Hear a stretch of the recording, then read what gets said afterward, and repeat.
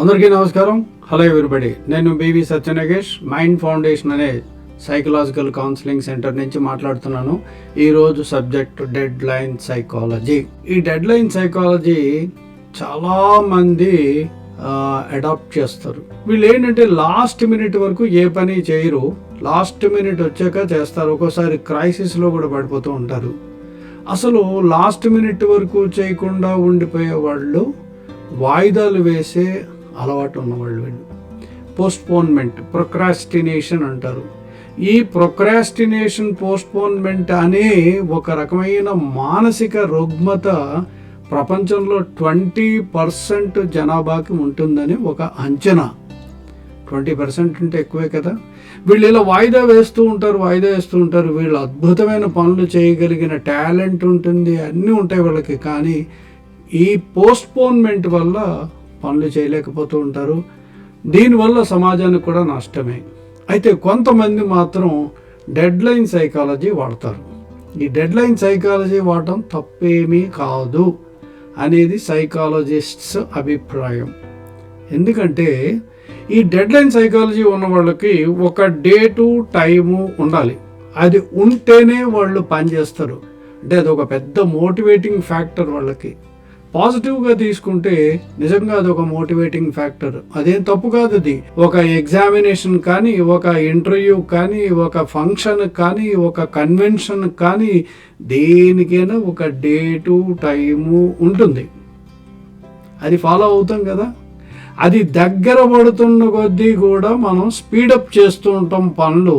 So డెఫినెట్గా ఇది ఒక మోటివేటింగ్ ఫ్యాక్టర్. కనుక ఈ డెడ్ లైన్ సైకాలజీని తప్పుగా అనుకోకుండా ఒక మోటివేటింగ్ ఫ్యాక్టర్గా తీసుకుని పోస్ట్పోన్మెంట్ అనే అలవాటు ఎక్కువగా ఉన్నవాళ్ళు ఈ డెడ్ లైన్ సైకాలజీ వాడండి, తప్పేమీ లేదు.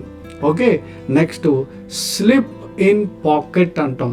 అంటే మీరు ఒక చిన్న సైజ్ ఏదో ఒక ఈ సైజు ఒక కార్డు కానీ, ఒక థిక్గా ఉండే కార్డు, దాని మీద మీరు చేయాల్సిన పని ఏంటి, అది ఏ డేటుకి ఏ టైంకి చెయ్యాలి అని రాసుకోండి. అది కోడ్ లాంగ్వేజ్లో రాసుకోండి. పని ఏంటనేది మీ ఇష్టం, మీకు ఇష్టమైన కోడ్లో రాసుకోవచ్చు. టైము డేటు రాసుకోండి. రాసుకుని అది పాకెట్లో పెట్టుకుని వీలైనప్పుడల్లా కూడా ఒకసారి బయటకు తీసి చూస్తూ ఉంటే అది మీకు రాను బాగా అది చెయ్యాలి అనే తపన పెరుగుతూ ఉంటుంది. దానివల్ల డెడ్ లైన్ దగ్గరికి వచ్చింది, ఇంకెంతో టైం లేదు.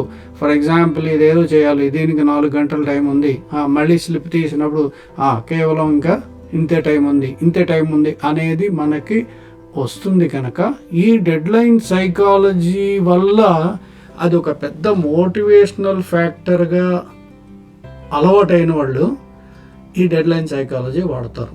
కనుక ఎవరైనా పోస్ట్పోన్ చేసే కంటే ఇది బెటర్ కదా. పోస్ట్పోన్ చేసుకుంటూ పోయే కంటే ఇలాగా ఒక స్లిప్ పెట్టుకొని ఓ డెడ్ లైన్ పెట్టుకుని చేస్తే మంచిది.